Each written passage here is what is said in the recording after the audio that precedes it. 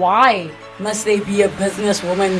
What? In the back of men's minds, I do think that they will think about the different things that we may go through as females and wonder if they have appetite to have people on maternity leave. I mean, let's also be honest and real. We know that women also think that way. Hey guys, welcome to my channel. Hit the subscribe button, hit the notification bell. You know what to do, come on. So today, I'm shooting something for Old Mutual. We're doing a podcast. We're speaking to exceptional women for Women's Month. And I always look forward to these type of conversations that bring me into spaces that are not my level of expertise. That's what makes my job exciting, is I get to dip into other people's professions. So we've just come from radio and we are at these podcast studios in Randburg. And the ladies are in makeup. I just got my iPad. I always seem to forget something at home. And my dear Auntie Sue gets it packaged for me. And yeah, I'm going to go through my briefing documents now. I've just been chatting to the ladies. I've been holding them hostage to buy raffle tickets for my son's school because we need to win. His class needs to win that trip to Papachino's. And then once I am done with my makeup and everything, I'm going to dress up and look fabulous. Hi, I'm Zansi. My name is Relebohile Maboja, and welcome to the Old Mutual Thought Leadership podcast series. And I'm so excited because if you know me, you know I'm all about women. And for this Women's Month, we're going to have a very, very special conversation because as women, we need to be breaking glass ceilings in male-dominated industries. And for somebody like myself who gets to do that in media and entertainment, I now get to engage with other women in other spaces, so that we can look at sustainability and not just the once-off conversations that usually happen for us as ladies. So already Old Mutual creating a platform such as this, and make sure you stay tuned to all of their platforms because Old Mutual continues to do great things, not just what we're doing today for the ladies and gents. The conversation is also for you. So stick around. Ladies, how are you doing? Hey, how are you? Well, can I just say you all look like money? The green for the money with Old Mutual. I'm going to start on this side. Please introduce yourself to Mzansi and tell us what it is that you do. Hi everyone, my name is Nomaswa Zingwane and I'm the Human Capital Executive in the Massive Foundation Cluster at Old Mutual. Please introduce yourself all the way from Boasa to everybody that's watching. hello, my name is Mandy Sankwanyana. I am the president of the Businesswomen's Association of South Africa. I am also an entrepreneur who's been in business for the past 7 years and run an organization called Rubik's Media in the media and communications space. So you and I were here next. Ooh, our industry. Ooh. And finally, but not at the bottom of the list, please introduce yourself for everybody watching. Good evening. My name is Reabetu Masala. I am the General Manager for Alternative Distribution in the Mason Foundation Cluster at Old Mutual. Now, if you are coming from a women's organization, and I know because I've actively said I identify as a feminist and I believe in equity, not just equality, and then it's like you're already labeled. So how do you deal with those that are coming and feeling like what you're doing is actually divisive?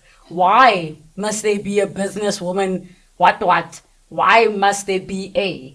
And I think it's important to share why those platforms matter. Yeah. But how do you then also engage with people who say, but how are we going to move forward if we're still splitting things into genders? I already know somebody's going to comment, if the men sat for a podcast talking about their problems in the workplace. But it is important because we're still behind. That's why this conversation is happening. And we want you to be a part of it as the gents. I think for us as an association and me personally, we can't have a conversation around countries, economies, societies growing, advancing without women at the table.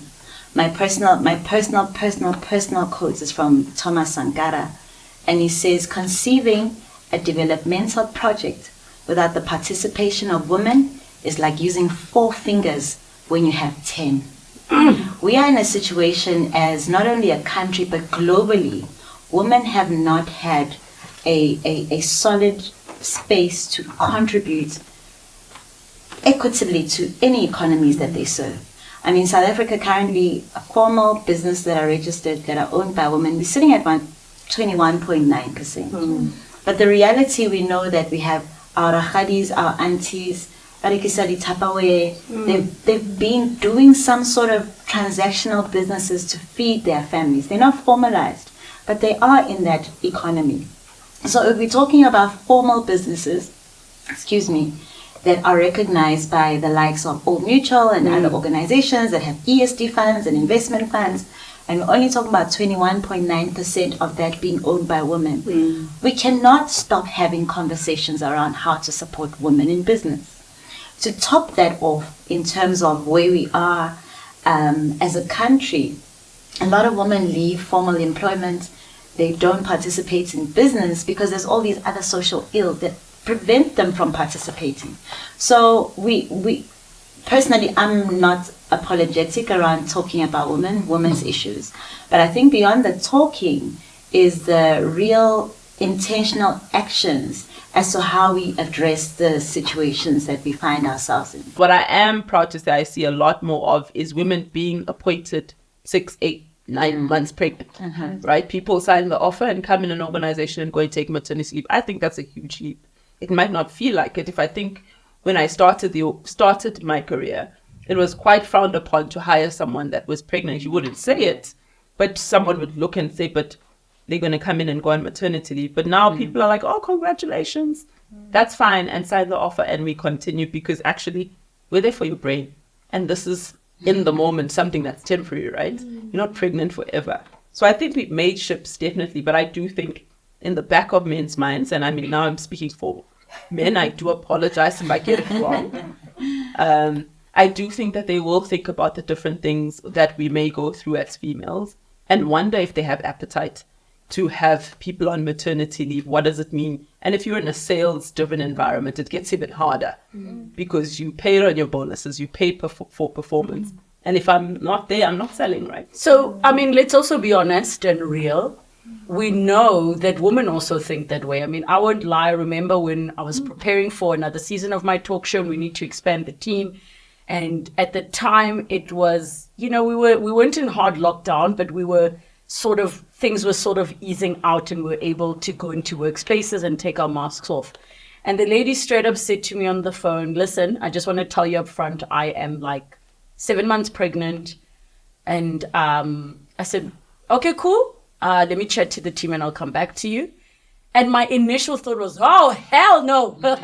My child came a month early and how are we going to work, And then I had to be like, okay, Lebogile, just take a moment because the referral was there for a reason. Yeah. So I said to her, you know what would make your situation easier? She's like, okay, if I can work from home, if I can this. I said, cool stuff. I said, keep me posted on how your things are. You don't have to hide anything from me because at the time I had a newborn. The only way we're going to make it work for everybody is if we're open, which is tricky because companies aren't allowed to ask you certain things. But I said, I'm here for support if you need. And we worked. And literally the first time we met in person was when we were wrapping 2 seasons later. We had never met in person.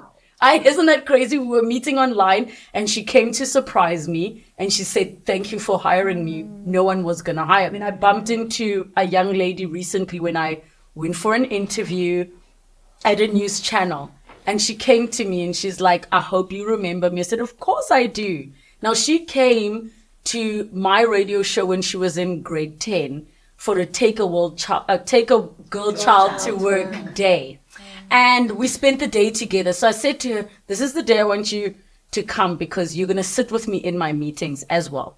Like where we're discussing budget, we're discussing projects, we're doing radio. And she was in her school uniform. And I said, take it in, ask questions. And she asked questions and her mom would keep in touch with me. Oh, she matriculated. Oh, she this. So when I bumped into her recently, she said, now I'm working at this news channel, but you don't understand how spending that one day with you influenced the trajectory of my life. So I want to jump into the platforms. I mean, you've mentioned networking, the mentorships. How do we actually now do that thing actively of not just breaking the ceiling and sending the elevator down? How are we actively going out? Because it is hard. We are busy. I try my best to create opportunities.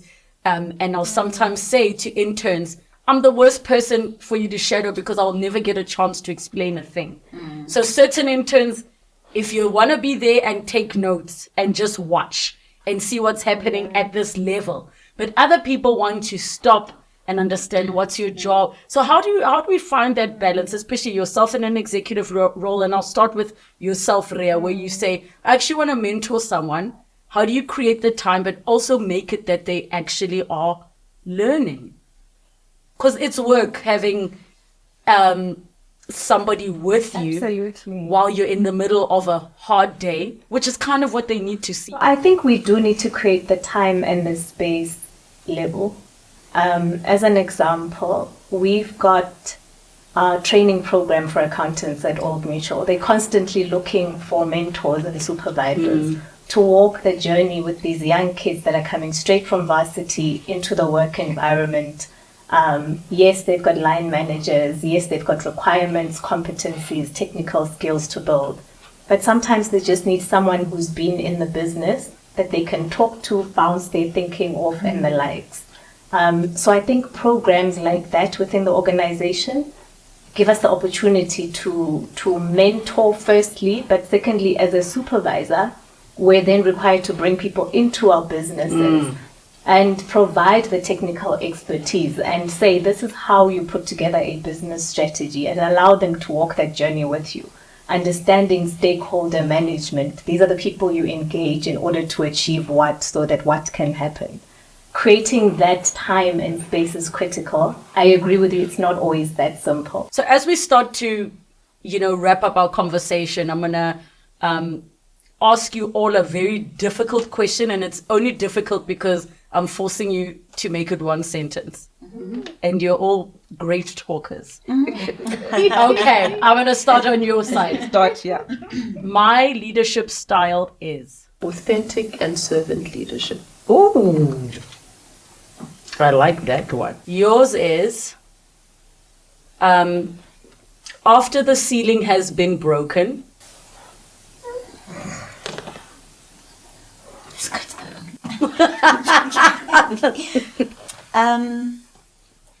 After the ceiling has been broken, bring others along, plow back, and ensure that what you went through doesn't have to be a repeat cycle, especially the negatives. Yeah, I'll leave it there. Full stop. As the young people say, period. And yours, in closing, Old Mutual for Women is? Old Mutual for Women is a space to show up authentically and proudly so as a female. Lots of commas in my sentence. There's also the semicolon. Not trying to be men, but show up authentically in all your womanhood in order to make a difference. Can I just say, everybody watching at home, snap, snap, snap, snap, snap. It is hard because it's, for us to bring a conversation like this to a close, which I always say these conversations, this isn't the end of the conversation, it's the start. Now the work begins. We've taken the seeds out and now we are planting them in your minds, and you can hopefully effect change in your own environment. I mean, other than staying tuned to all the platforms of Old Mutual and seeing all the different programs available to you, is to start around you. When they say charity begins at home, it really, really extends. How are you helping the woman in your life? How are you helping the woman that sits right next to you at your desk without fear of, they're going to sabotage me, they're going to do this? So I think the conversation is just beginning. And to me, Women's Month is all year round, because it's not like the responsibilities and the burdens stop. We just have more platforms to have such conversations. It's a wrap, and we're running very late. We're supposed to wrap at like 6, but it's 7:30, but it was so worth it. I hope you guys have tuned into the conversation. I'll post the link down below so that you can see what the podcast series was all about. And don't forget, it's Old Mutual, doing things differently every day. Boom!